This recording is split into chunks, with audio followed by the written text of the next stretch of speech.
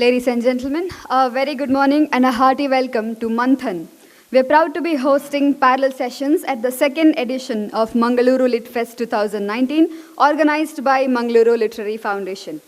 Mangaluru Lit Fest is an attempt to showcase the ancient Indian wisdom of peace, prosperity, and universal well-being as enshrined in Indian scriptures from the Indian historical perspective through intellectual discourse by the finest literary minds from across the globe.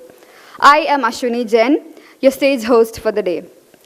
Without further ado, we begin the first session of the day with a discussion on diversity and performative traditions.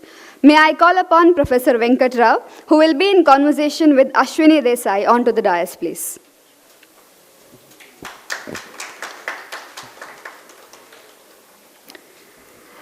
Professor D. Venkat is a professor of English and Comparative Literature in English and Foreign Language University, Hyderabad. He has obtained his PhD from University of Kent at Canterbury. He is known for his work on studying the various folk and classical performative traditions throughout the subcontinent. He has an Indian alternative to understand these traditions, and his works culminated into a major work of theory called Cultures of Memory, published in prestigious Sophia series monographs. His work ranges from studying folk traditions, digital humanities, critical humanities, and comparative literature. He has extensively published in Telugu and English and is currently involved in building research clusters to promote liberal education in central universities from Indian perspective. Professor Venkat will be in conversation with Ashwini Desai, a thinker and an independent researcher and a fellow at Arohi Research Foundation. The session will focus on the roles of folklore in manifestations of Indian culture and folklore as the central component in the diversity of the nation. Over to you, ma'am. So, good morning, everybody. Welcome to the first session of the Mangaluru Literary Festival. So, I'm very glad to be here, be seated in front of Dr. Venkat Rao, who has done a lot of work on the performative traditions. So, I'm also very happy that I'm sitting on the hot seat of Yakshagana, where it originated, and speaking about performative traditions. So let's begin with the conversation. You want to say something? No, it's been a pleasure to be here in Mangalore and be at the Literary Festival. I was amazed to see the way various walks of life of different generations, young and old, and then middle-aged, and all kinds of people with different kind of interests. This is an amazing sight to be here. I'm glad I'm here. I would like to thank the organizers of this festival for providing me an occasion to be a part of this activity. Thank you. We all know that you have worked a lot and you have produced a lot of things on performative traditions in India. You have also produced a lot of PhDs. So my first question would be, how do we understand these so-called art forms? I purposely use so-called here, so-called art forms as part of Indian culture. Well, I think the first thing is that the question that it raises is that there is something called Indian culture, and then we know that the culture has certain kind of art forms. Probably you may have noticed, I think, in the earlier session, in the Genesis session, the session ended with a fascinating account that Dr. Chaitra has given, where he talks about the major problem that is involved in talking about Indian culture. One of the problems is that, especially if you're speaking in English, but not just in English, even if you speak in Indian languages, you are confronted with certain set of problems. What kind of language are you using? And the kind of terms that you're using to talk about your activities, what you do, and the ways in which you think, and the ways in which you communicate. So what kind of language do we use is the major issue. So two terms I'll pick up from your question. One is the term called culture on the one hand, and the other is the term called art forms. These are the kind of two major issues to start with. Well, I think it's difficult at a very early stage, at a very preliminary stage, it is difficult for us to find equivalent terms to any of these English terms that we are using. What would be the term that we use for culture in Indian languages? You will see that Sanskriti. But that term does not have a kind of a great genealogy. It's a term that has been coined in the 19th century or early 20th century. Yeah. This doesn't have a certain kind of legacy as such. Okay? In other words, in the Indian traditions, in the cultural, what we call cultural traditions, There were different ways in which they talked about the activities that they were doing and the kind of forms that they were dealing with. So there are problems with the language that we use. We need to be sensitive to that. That's number one. Number two is that same is the problem with the question of art. Generally, I think everybody knows it is commonsensical to talk about art in terms of kala. Yeah, we have kala rupas and kala forms and all. If you look at Indian traditions, Indian languages again, and then what we are describing today as cultural forms or art forms, you don't find a term equivalent to art in the Indian traditions. Kala, the term kala has various other kinds of meanings. For example, Sodasha Kala Purusha, we say, yes, when we talk about Rama, or Chandra Kala, we say. So they indicate something. The term is Sanskrit, but the term certainly is Sanskrit Kala, but it has a very different kind of meanings in the Indian tradition. Now, what's the difference between a term like art and a term like Kala? Kala represents, for example, phases of the moon, or phases of time, or aspects, a certain set of virtues, if you like. So there are various multiple meanings that the term has, whereas art comes from a very particular kind of historical background. Art actually implies a particular kind of concept, which means that, and also it has gained a certain kind of significance in European culture in a specific period of history. From post-17th century onwards, you will begin to see a particular kind of meaning that is attributed to the term called art. In the morning, Dr. Chaitra was talking about aesthetics that is involved in that, when we're talking about art. So art has a particular kind of conceptual meaning that is peculiar to a certain kind of cultural understanding that has developed in Europe, but we are using these terms. This prevents us from reflecting originally and reflecting. So you mean to say we are limited by vocabulary, language, or? Good question. It is not a lexical problem. That is, it's not just a terminological problem. But the meanings are very different. The ways in which cultures think and the thinking and then the practices of the culture get articulated in terms of the language that they use. So when we are using, when we say Rama is a Sodasha Kala Purusha, we are not saying Rama is an aesthetic object. It looks very silly. I mean, there are various other kind of meanings that are involved in that. Or when we say Chandra Kala, we are actually literally talking about a particular phase of the moon. We are not talking about the beauty of the moon as such, okay? So, whereas in the context of art, for example, I'll give you a quick definition of art, that the way it got consolidated in Europe in the 19th century. Art is a sensuous representation of the intelligible. Now, already there is a kind of theological, Christian theological understanding there at the back of this particular conception. This is a conception that is crystallized by Hegel, for instance. Okay, so what is the intelligible? God is the supreme intelligible entity. That gets manifested in terms of a sensuous, that is physically seeable, perceivable thing. And what is implied here in this kind of definition is that actually what they are talking about is that Christ is a sensuous manifestation of the divine. That is implied in the very concept of art. So when you begin to see that it's not just the terms, but there is a deeper cultural understanding.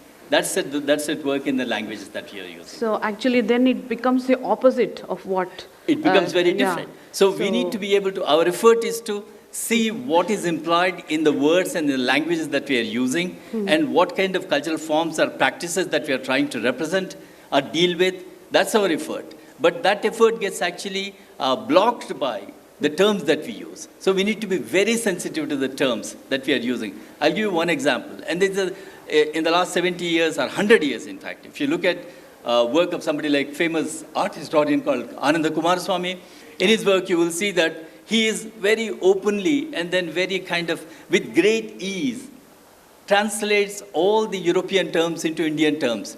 He picks up Sanskrit words, and then actually the content of the Sanskrit words is something that has come from European languages and European thought. Then you will begin to see that it begins to block. And the entire work of IGNCA, Indira Gandhi National Center for Arts, which does a lot of work on this area, they have brought out Kala Mula Shastra, Kala Tattva Kosha. If you look at Kala Tattva Kosha volumes, you don't see a term called art located in that. There is no entry called art. And then nobody tries to grapple with that. This is not a criticism. There is a much deeper problem that is involved here.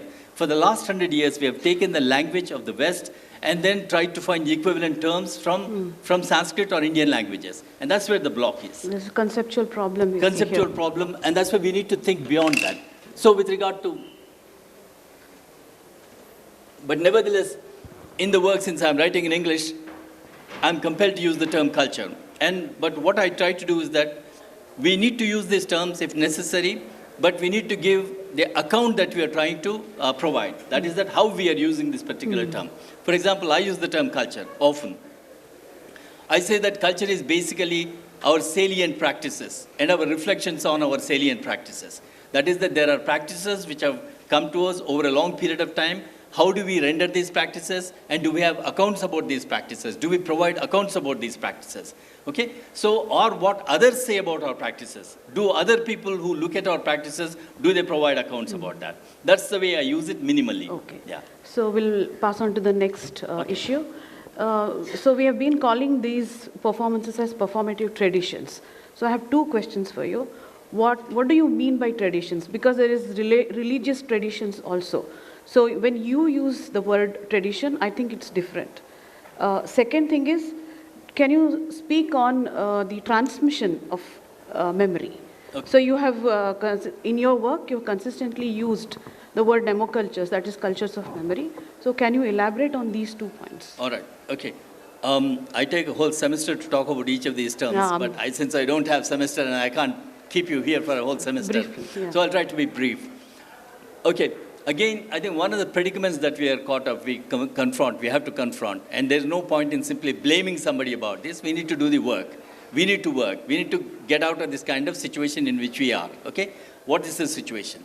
We are speaking in English. Even if we speak in Indian languages, we are confronted with a kind of blockage that I pointed out earlier, a blockage that comes to us from reflective traditions of Europe, because Europe has spread across the entire world for historical reasons, okay? So, for example, you have used the term tradition, though it's not it's a term which comes from Latin, which meant a very particular kind of, it has a particular kind of meaning. Traditio means that which is being handed down from generation to generation. Generationally transmitted, practices or activities. That's what traditio is. And that term gains a different kind of meaning when Christianity begins to develop in the early period of the Common Era. And then that gets actually translated into something called religio, which has a very particular meaning again. Religio it means that trust or faith in a particular kind of divine figure. Okay? So traditio, has a very different meaning. For example, I mean, there's a classic work that Professor S.N. Balagangadhara has done. It's a remarkable work, and that work actually most in detail elaborates this problem. For example, if you had gone to Greek or Roman culture in antiquity, you will begin to see that even if you belong to, for example, I come from Hyderabad, I come to Mangaluru, and I see the Yakshagana figures as deities worshipped, for example. So what I do is that in my Hyderabad, in my town, Telugu places, we have our own deities, but I come to a new town, I see different deities, I pay my homage to these deities. I worship them, I probably break a coconut, I bend and I circumambulate, all these things I do. I have no problem with that. When you come from Mangaluru to Hyderabad and you see my deities, you say that, these deities are, their deities, so you also worship, you kind of pay respects and then move away. This is a common practice, okay? But this particular pagan practices, they get disrupted when Christianity emerges, because it says that these are all, you can't have multiple gods, you will have to have only singular God, and that God is the true God or real God. That begins to develop, and that gets attributed to the term called tradition or religion. The term gets attributed to religion, and traditions are converted into religions. That's where the problems are. Whereas Indian traditions are not religious. There is no singular God in whom, for example, when you go to a temple and then close your eyes, bend down or circumambulate, you go around, do the parikrama, somebody stops you and asks you, why are you doing it? You don't have an answer to that question, right? Unless you want to be a very rationalistic, scientific, and may pick up some explanation. You say that we do it because everybody does that. My parents did that, my elders did that, we do that. That doesn't mean that you're incapable of thinking. These practices have been handed down from generations, so they have certain kind of respect. So if my earlier generations for hundreds of years have transmitted something to me, it does not mean that they are thoughtless people. These kind of practices must be respected, regarded, and continue. Modifications in practices take place as we go on. That is something acceptable. That happens in every culture, okay? But you don't have to have a rational explanation. Why are you worshipping this God? This God is the only supreme God, another culture tells you. That's why I'm worshipping. There's no alternative to this God. Whereas we don't have, we have God for every season, every activity, every Vignesha, we do that at the beginning of every particular festival or activity. Okay, but we do for Shiva for some other reason. So we have different gods for different kind of occasions. Yeah. So it's a different kind of cultural understanding. So when we talk about tradition, we need to think about the practices, activities, ways of reflection, the accounts that we provide that have been transmitted over a long period of time, and then we need to reflect on that. We need to talk about that. Yeah. So this transmission of memory, Okay. because this memory is not, it's a community memory which gets... Exactly. The second question is about memory. Now, memory is universal, as everybody knows. Without memory, there's neither society nor culture. There's no world, there is no society and culture which does not have memory. Because if you have language, that means you have memory. And every region, every community has language, and every community has memory. But if memory is common, then that does not mean that memory of every culture is identical or homogeneous. We can't say that memory of everybody is same. How do we find out the difference of memory in different cultures? That raises a question. Okay, so in our research, a certain kind of hypothesis we have put forward. We say that it depends on the kind of communication system that a culture develops or a culture inclines itself towards. If a culture prefers a particular kind of communication system, the culture has a tendency to move towards a particular kind of accounting or representation of the world. If it gives a certain kind of preference to a different kind of communication system, then it opens up a different culture and different set of practices. Now, what are the differences we are talking about? Broadly, memory can be, memory as such is nothing. If I tell you that I have kind of 15 petabytes of memory in my brain and come and sit here, when she asks a question, it's there in my memory, I'll tell her. Then you out of respect, stay here for some time and then say, what nonsense is this? What is this memory he's talking about? Unless I articulate it, unless I put it forward in some form or the other form, either through gesture or through a certain kind of speech. For example, the Yakshagana presenters, the performers were doing it with gesture, through performative. They were doing certain kind of, they were communicating something. So we need a communication medium. So there are different kinds of communication media. Cultures can be, and cultural understanding can be differentiated on the basis of the kind of communication media they prefer. That's the point that we are making. So Nemo cultures, Nemo is memory. It's a Greek word, and also in Sanskrit you will come across that. Nemo is the goddess of memory, Nemo's knee. She is the goddess of memory in Greek mythology. And then so this term has been coined, Nemo cultures. These are cultures of memory. How do these cultures articulate their memory is the challenge.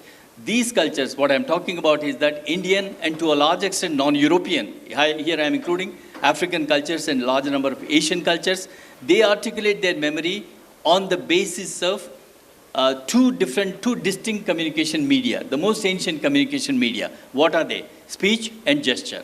That is that by means of vocal utterances, acoustic utterances, verbal utterances on the one hand, and gestural utterances on the other hand.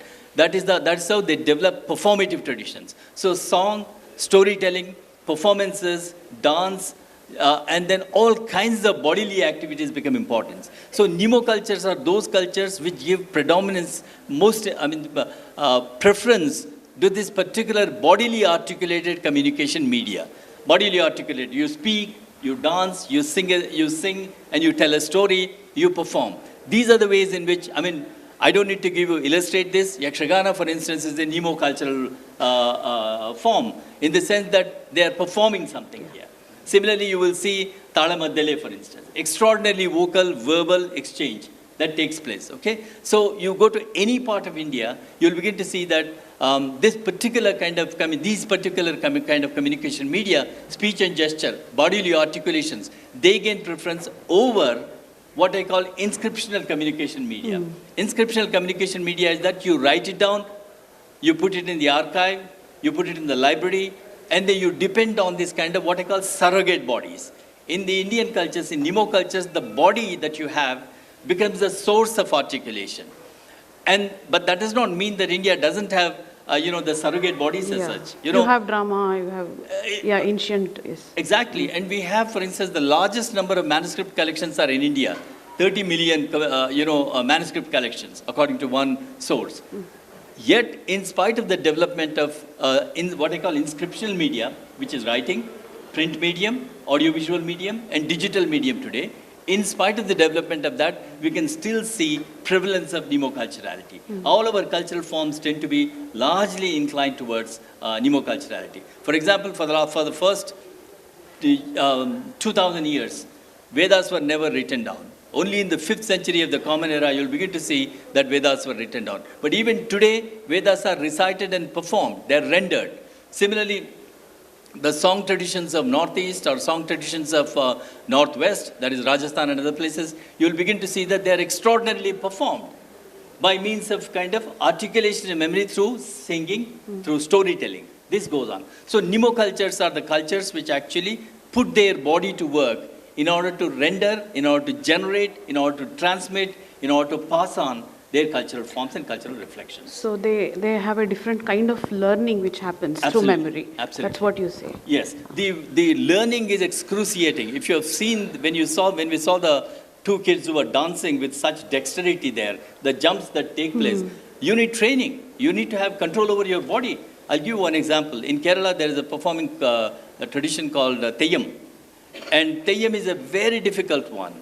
Not that I have performed. This is done by Pulaya community, the so-called scheduled caste communities. What they do is that they have to go through a rigorous training for at least 5 years or 6 years.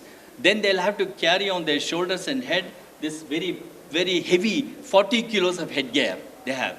And keeping that, their kind of preparation of the body, decoration takes place for 6 hours. They'll have to simply lie down, and then their body is decorated. Then they undertake this dance. They go around and dancing. It's very difficult, excruciating. But then the performers, when you talk to them, in fact, William Dalrymple had an interview with one of the persons, very interesting kind of response comes.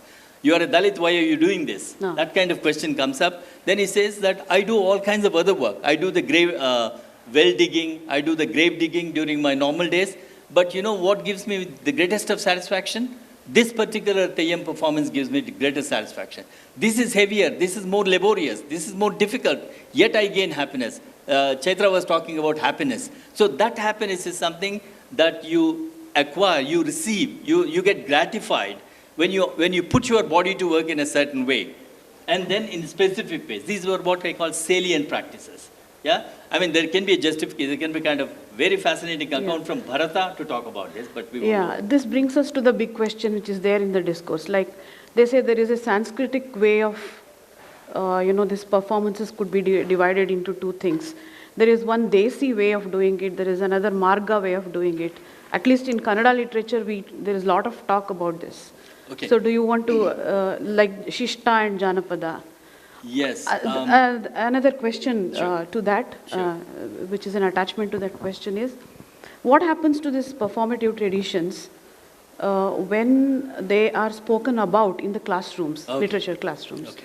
So could you address both the questions together? 3 large questions, but let me try to do some justice to these questions. Okay. Deja Marga, one concrete source where you will see a discussion of Deja Marga is Sangita Ratnakara of Shargadeva in the 13th century. Now, Shargadeva very clearly points out, and there is textual evidence for those who are interested in doing the research. He says that which is performed in front of the gods, that is called Marga. And that people, for their own kind of entertainment, anybody performs it, that is called Deshi. This is the division that is made.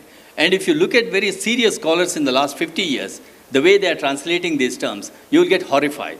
They immediately translate that as secular and religious, which have nothing to do with these terms. That's the problem that I was referring to when we began talking about it, the language that we use. It has nothing to do with... It's brought down to jatis. Upper caste is Marga and lower caste is... So already we say that, the textually the Sanskrit tradition makes a division between religious and then non-religious. We don't have that kind of divisions. We don't have such divisions at all. Okay, so Marga is performed. So for example, to give an example, a very concrete example, when Bharata composes his first plays in Devaloka, Brahma asks him to compose the first plays. All the first 3 plays are performed in front of Devas and Asuras. They are cousins. We all know that. They are cousins. They are not enemies. They are not subaltern versus elite. I mean, this is a silly argument. People who don't understand the tradition talk about it. And they perform in the Devaloka, but Asuras are also brought in, and there is a certain kind of discussion that takes place between Asuras and then Brahma. So the first three plays are actually, they're Marga plays, for example. Okay? Then of course they are performed by Bharata's children, 100 children he has, they perform it among the people. Okay? The Bharata Nath Shastra runs that way. Now what we have done is that first translation, violence if you like. First violence we have committed is that we are translating these terms without understanding them. We are translating these terms into English language and also using the very loaded conceptual terms of English language to represent the practices of this particular culture. That's where the problem is, okay? Number one. Number two, what happens is that immediately we turn into elite versus, lower caste, or the caste issue comes in. One of the problems, and this is a research that we're working on and we have developed it. In this country, it's an axiom. There is no culture without jatis. What we have in India are cultures of the jatis. Yeah? Different kind of jatis have generated different kind of cultural forms. This does not mean there is an isomorphic relation between jati and culture. No. The cultures that are cultural forms that have been generated by one particular jati cater to other jatis also. But largely the custodians of memory, the guardians of memory are specific jatis. It is these jatis, you can describe hundreds and hundreds of cultural forms which are connected to very specific jatis. For example, take Kudiyatam that you are familiar with. Kudiyatam has been for centuries, for more than 1,000 years, has been sustained by Chakiyar community. And then there's another community. Chakiyar community is the community which has sustained Kudiyatam. Similarly, you will find many cultural forms which are peculiar to particular kind of jatis. And each of the jatis has its own Purana. Jati Puranas are, copious in the country. In Telangana, I know that there are at least minimally 100 Jati Puranas. So you have washerman community, you have Madil Purana. You have Toddy Tapper community called Gauda Purana. You have so-called scheduled caste community called Jamba Purana. So you have thousands and thousands of these Puranas. We do not know our culture. What we do is that we tend to take, because we have a certain kind of vitiated understanding of jati. Jati means hierarchy, jati means oppression. That's the only interpretation of jati we have. Okay? Given the fact that in this country there won't be culture without jatis, all the cultural forms that have been sustained in this country have been sustained by different jatis. For example, I do not want you to give, I don't want to be misunderstood. There is a community in Jammu called Jogi Muslims. It's a Muslim community. They're called Jockeys. And I've seen them, I've talked to these people. They sing songs about Sharada. They have a string instrument, they sing songs about Saraswati. Okay, and I asked them, he said that this has been coming in our parampara. We have been, for generations, we have been singing these songs. So how can a Muslim sing these songs? It's a wrong question. Manganiyar community in Rajasthan, they're great singers. Again, parampara. It comes in and they're non-literate people. They weave the songs, they compose the songs. They're creative people, they compose the songs. Manganiyars are Muslims, Langas are Muslims. These are from Western Rajasthan. Langas go across Jaisalmer and go into Pakistan, celebrate and come back. They sing songs for the local Rajput communities or different other communities, okay? The so-called Hindu communities. Hindu community is, they're internally very diversified, different kind of jatis. So there's an extraordinary kind of challenge that we confront. As an intellectual, I'm speaking. There's an extraordinary challenge that awaits us, how to think about these cultures and how to talk about them. There are ways in which these cultures have been talked about. You're mentioning that in the classroom, what happens. In the classroom, what happens is that there is one atrocious term that gets used to talk about all these cultural forms. What is the term? Folk. Folk. Classical and folk. Folk, we say. When my students come to my class, I ask them, sir, I want to work on folk literature. I said, what community you come from? What jati you come from? After some hesitation, he says, I come from this particular, let's say, Dakkali community. Okay, Dakkali community. Who sings these songs? Who performs this one? My grandfather does that. So for you, your grandfather is folk, and what are you? If your grandfather sings that song and performs that and if your grandfather beats the drum and is an expert in doing that, are you capable of beating the drum? Getting those tunes? No, sir. But how come they become folk and you're not folk? What are you? He doesn't know what to say. Then, first of all, we need to actually get this kind of silly categorization out of our academy. Folklore has done incredible amount of interesting work. But the problem with folkloric work is that it archives it. It kind of stores it. It tries to erase to a large extent. I've seen in Telugu, I've worked on the folklorists, pioneering folklorists. They try to erase the jati connection to the culture. That's the biggest kind of violence that we tend to do. That is that if you look at the archives also, in the archives, cultural forms are there, cultural formations, what I call cultural formation, the jati names are erased. Very rarely. There's a book, it's a very pioneering book written in the 1950s. He is the sort of father of folklore, as it were. In 1957, his book was published. It's the first PhD thesis in Telugu. And a 700-page book. You have 2 pages to refer to jatis. But he's talking about all these cultural forms which are actually specific, kind of heritage that has been developed by very different kind of communities. Now, again, the word community is a wrong word to use to talk about jatis. The reason is this. Community has, as you can see, the word itself has the term called unity in it. Now, jatis are not unified ones. A jati is internally self-differentiating group of people. All jatis are like, there is no one jati. If you go to say, aren't you a Brahmin? Yes, I am a Brahmin, but I am a Smarta Brahmin. Are you a Smarta Brahmin? Yes, I am a left-hand Brahmin, but not a right-hand Brahmin. You can begin to say a million variations.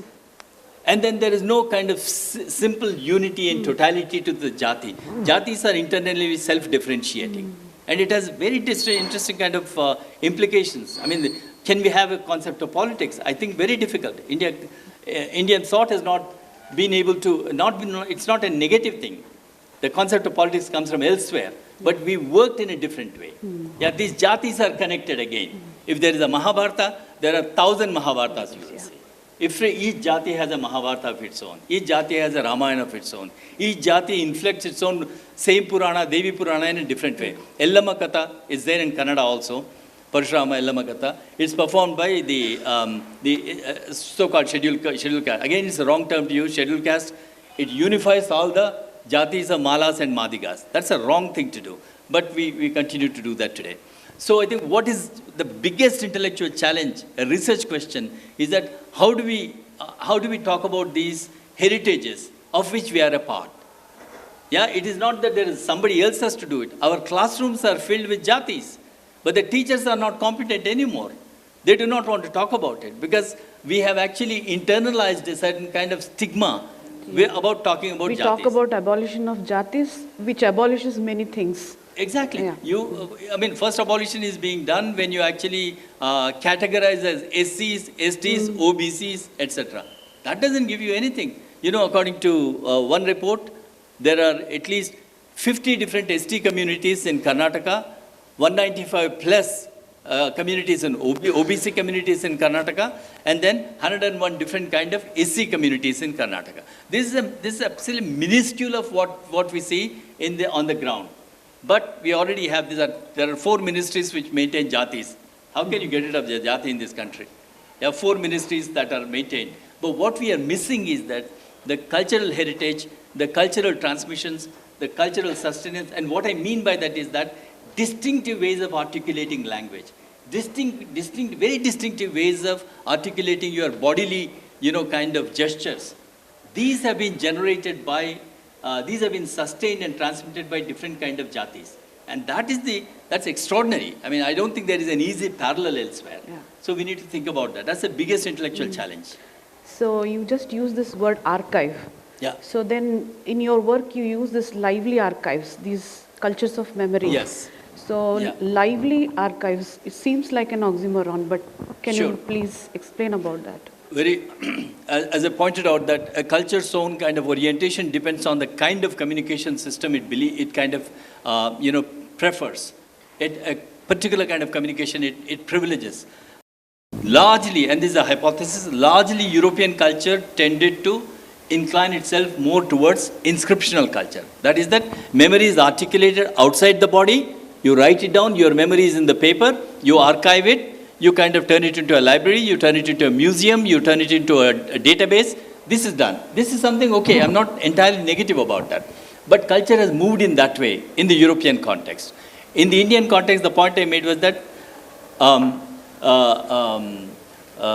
cultures articulate their memories through the articulations of the body, through speech and gesture. That's what I was trying to say. Now, there is extraordinary range of songs, stories that are retained, that are performed. When these performers, whether Dakkalis or Manganiyars or any of these communities, when they perform, they don't go to a text and read. It is there in the body. The body begins to actually inspire itself and begins to perform. So, whatever they perform, the entire Vedas are actually recited. It is not that they read the Vedas. Nobody reads the Vedas. Okay? Vedas are recited. So, what we are seeing, when you see a community rendering a certain kind of cultural form, what you're seeing is that the archive, the memory is a part of the body. It is there in the pores of the body, as it were. Yeah? The memory gets articulated by means of the performances and then by means of a certain kind of putting the body to work. And that's why I call these communities lively archives. Okay. Yeah? These are not substitutes, but these are a different way of retaining the memory and transmitting. That's what I was trying to talk about. So, one last question. What do you see as a challenge for such kind of studies, what you have done? This culture, transmission of memory. The challenges are very huge. The challenge is obviously that one of the things is that we need a whole, kind of fundamental reorientation of our educational system and our research. That needs to be done. It is not that writing the thesis is going to take care of everything. No. Students from various communities are coming to us. Reconnecting their communities to their heritages is important. Reconnecting the relations across these heritages is important. Reflection on that is important. And in today's context, what kinds of new cultural, inflections that can be given, new reflective inflections that can be given to inherited cultural forms is something that we'll have to examine. It's a long, protracted activity. Pedagogy also. We'll have to do that. Yeah, that reorientation is needed. And I'm convinced that if we want to think about the domain called humanities, I think we cannot do that unless we begin to pay attention to these heritages. There won't be future of humanities studies in Indian context if we do not pay attention to these cultures and these cultural forms. Otherwise, we will be completely living on the borrowed kind of existence of somebody else's culture, which is all right. If you can become an expert on American literature, fine. But if you really seriously want to do anything, reorient teaching and research in the humanities, that can be done only we develop ways in which we can reconnect ourselves to these communities. Can you give some unusual examples of these cultures of memory? I wish you had the audiovisual thing. I had a whole lot of stuff I wanted to show you people. From the lesser known communities. For example, if you go to Manipur, you have Maibis and Maibas. These are female and male performers. And then they tell stories, they do specific kind of rituals on specific occasions that you will come across. If you go to Shillong, you will see Khasi communities, Jaintia communities, and then Garo communities. Whole range of cultural forms that they have developed, storytelling traditions, song traditions, they're all flourishing. They're still alive and very, very strong. In Telangana, for instance, Mandechu communities, these actually take care of the sheepherds, okay? They're shepherds, but then they take care of the sheep, and then there are whole rituals and songs. So there are any number. Madel Purana is the Purana of the washerman communities. Madel is their god, and then that many I could have shown some examples if we had the facilities. Okay. Yeah. So, any questions? As you rightly said, the Indian art traditions, they are mimetic traditions. But again, we have the fact with us that we have largest number of manuscripts. Sure. Yeah. But what would be the role of those written forms? This is the first thing. Second, about Marga, in Kannada, there is a particular discussion which is going on for last several years. This term appears in earliest, not Pump earlier, Kaviraj Marga. Then in Pampa also. Keeping that, many of these Kannada scholars, they have tried to divide two kinds of literary cultures. One is Marga, means for upper caste, and Desi. It was equated with folk and elite traditions like that. Such kind of debate is there in Kannada literature also. Okay. Yeah, the first question, second is a comment. The first is a question, what do we do with the manuscript cultures that are there? I agree completely with you that there is tremendous amount of manuscript culture. In fact, according to one account, the manuscript tradition that is available in India far exceeds the entire manuscript collection of Europe. All the European manuscript collection put together, this far exceeds. Okay, so, but that is a minuscule. Even 30 million documents that are said to be available, that's a minuscule. There are a huge number of other things. How did the tradition use manuscripts is a question. They made use of them. Yet, what needs to be remembered, what needs to be retained, what needs to be regenerated and transmitted was done by means of memory. Yeah, they were there.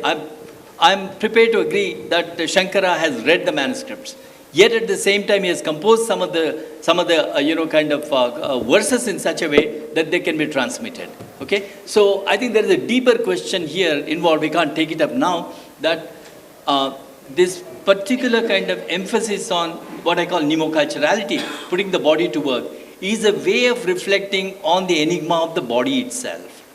And this has connections with the enigma of physical form, enigma of the universe. Whole range of issues are connected. And those inquiries will need to be developed. They're in interface with the kind of latest developments in sciences that are taking place. That interface can be explored further from Indian angle. There's a possibility. So manuscript culture is very much there. Yet at the same time, they did not gain all that extraordinary privilege. Calligraphy is an art has not developed in the Indian context. Here and there you will find. In the European cultures and Arab cultures, Islamic culture, calligraphy developed as an art. In India, it did not. Why? So these raise interesting kind of questions. Yeah, inscriptional culture has a place. I'm not denying that, but it doesn't gain a greater prominence as it happens in European case. And this Desi Marga just said, our recent research shows that there is no such usage in Kaviraja Marga at all. God only knows how they have created this debate. And this has been running from past 1 century, Desi Marga debate. Simple sort of a worry. See, if you say, when it is told that Indians do not have historical consciousness, there are different ways that you can point out why they didn't have historical consciousness. And one aspect is the lack of archival material, that they didn't have that kind of a stored material appropriately. But what you're suggesting is that there is some different kind of a storage of the transmission of the culture that happens through memory. So my worry is that it should not become some kind of an alternative to say that we don't store it as archive, but we store it as memory, and therefore we have historical consciousness. And that, therefore we? Therefore we also have historical consciousness, but I mean, that kind of substitution, that it should not. Absolutely. I mean, I see that caution. It's important. That is that we have an alternative way of archiving. We too have historical consciousness that comes from the bodily memory. In fact, we need detailed analysis of how these lively archives function. They barely have anything to do with the chronological historical accounts that were privileged in European accounts of history. There's a different sense in which connection to the past takes place in these mnemocultures.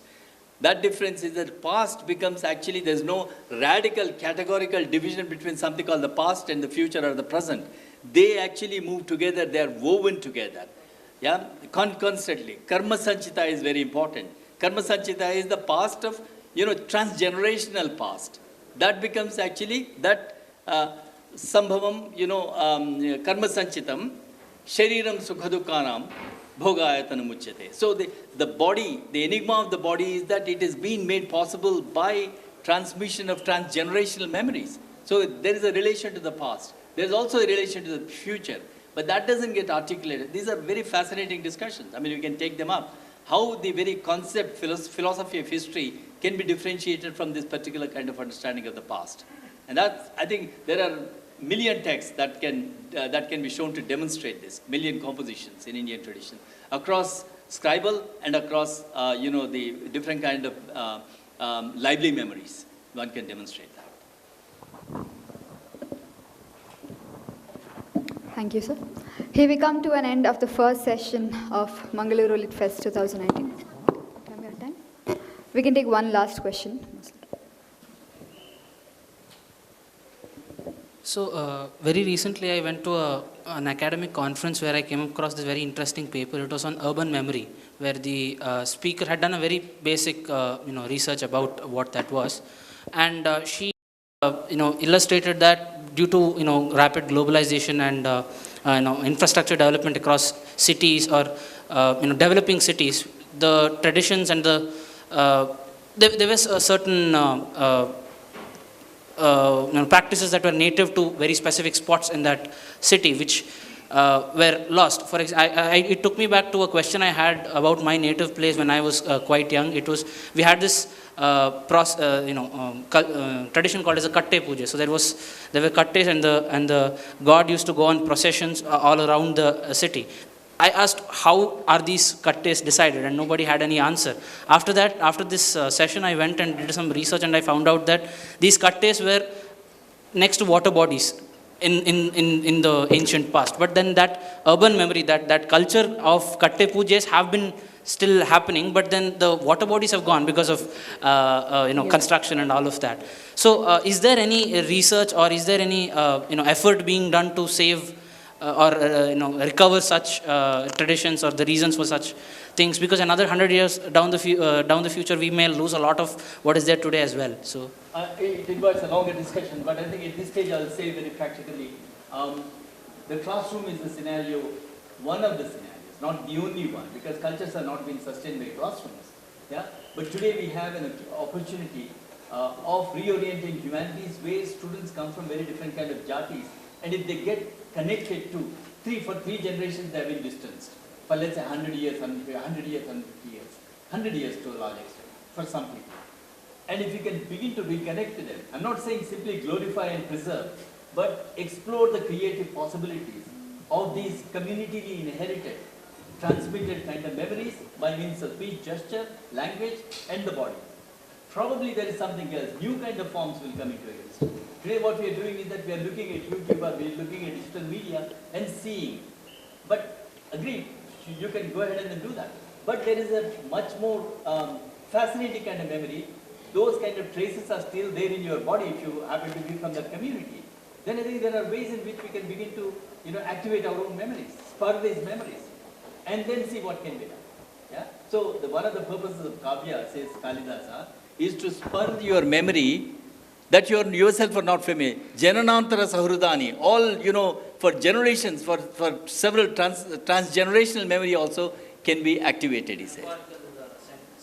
Sorry? An metaphorical sense that has been Exactly.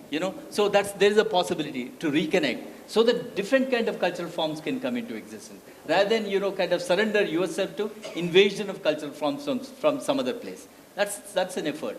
And if humanities teaching has any meaning, it will have to attend to these questions. That's what I've been arguing for quite some time now. Thank you. I take this opportunity to extend a heartfelt gratitude to Professor Venkat Rao for making it all the way here and sharing his findings and thoughts on multiple dimensions of diversity and performative traditions. Sir, on behalf of Mangaluru Lit Fest, I extend a heartfelt gratitude to you. Thank you very much.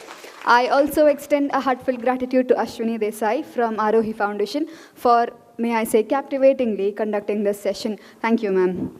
May I please call upon Mr. Praveen, the convener of Think India Foundation, to hand over our tokens of love to our guests of the day.